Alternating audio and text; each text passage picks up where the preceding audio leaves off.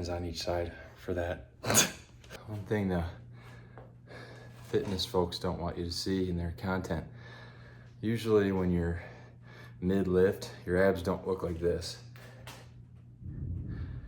It's not really what they look like when you're bracing your core well. It's kind of what I want to get into. What feels innately right to you might not look exactly right on the outside, but if it works for you and it keeps you stable and grounded and safe when you're moving through your workout and life, then do it. But I think that's actually a hard thing to do, because we're very conditioned from the outside in. You know, we're processors. You know, as humans, we come into this plane of existence, and a big part of our lives is looking out at the way we're being perceived and then making adjustments to help us best navigate. But I think you make too many adjustments, it can slowly start to sort of pull your original character into an inauthentic direction.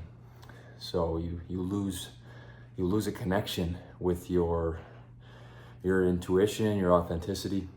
If you're here and you've been keeping track of these videos, it's probably because you saw one of my videos on healing my whole past with the toxic mold and healing some emotional traumas.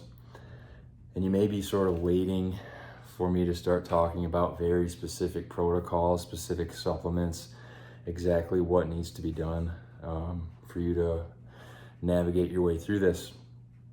I have been waiting on that intentionally. I've been releasing these first few videos about voice and reestablishing a connection to your body and getting these old emotions that are stuck out of us. I started there because I'm not necessarily trying to help you navigate as much as I'm trying to help you become a more formidable navigator, meaning like you are the one who's gonna have to find your way through this. And the recommendations I give might not even apply to you. So I've been telling you these things through the lens of my personal experience, hoping to inspire you to look within. I have not found a more effective tool. I don't even like to call it a tool because that seems so like transactional, but my favorite place to look within is in nature. And when I was really sick, even to this day, but when I was really sick, I really leaned into nature a lot. On the days where I felt well enough to go outside and go for walks, that's what I did. I had a lot of insights come in. And there were other days where I honestly didn't have the energy, or I was too sick, or I was reacting to a food or a workout or something. And on those days, as weird as it sounds, I would watch YouTube videos of beautiful places. I just go on YouTube and type like Italian Dolomites, or I would type in Costa Rica or Iceland drone footage, and I'd just sit there and watch that, and it would just calm my nervous system down. So I figured, now that I'm on here making stuff, I'd love to be somewhat of a source of that for you. So what you're about to see, the intention behind it is that you just come along for a walk with me and my dog by the river and enjoy what nature has in store for you. I hope it helps connect you back to yourself so that you can slowly unfold into what your path is supposed to be these next several months. I hope you guys enjoy.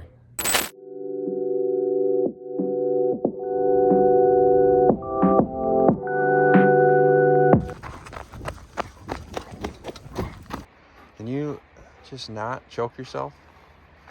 Just try to choke yourself less. Gorgeous morning in Sedona. Bear was like, take me to the river. Can't say no to Bear. So we're going down to Oak Creek right now. Take him swimming, get him some exercise, get me some nature time. Everybody wins. Come here, bud. Good boy. Good boy.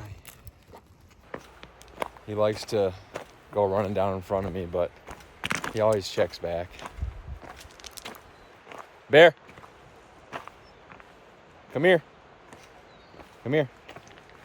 Come here.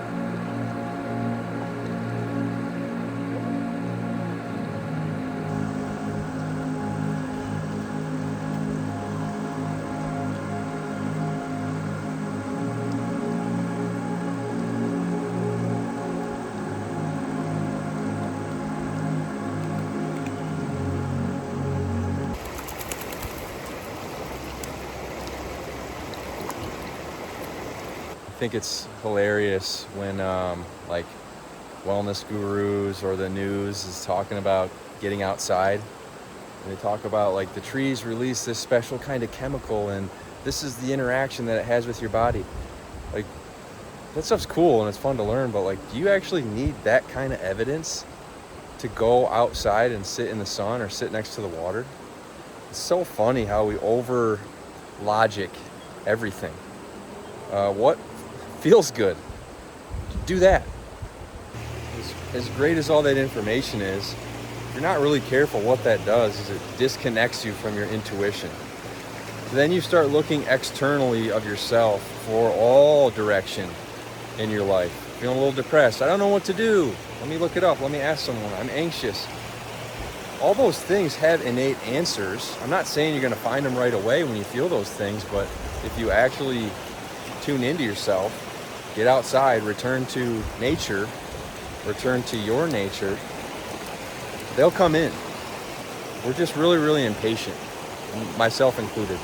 When I went through the dark time with my health, I'd be up till 11 o'clock at night, like Googling my symptoms, and it does feel like the end of the world a lot of times. But after about a month of that, I realized, well, you're not dead yet, so you better kind of start to just try to enjoy the process of figuring out how to get yourself better. And for me, nature was a huge part of that. Like, how can I not be happy right now? If he gets lost, I'll be really sad. Come here, buddy. Bear. Go in this cold water and stay in for exactly 2 minutes and 30 seconds. And when you do that, the dopamine release will be la la la.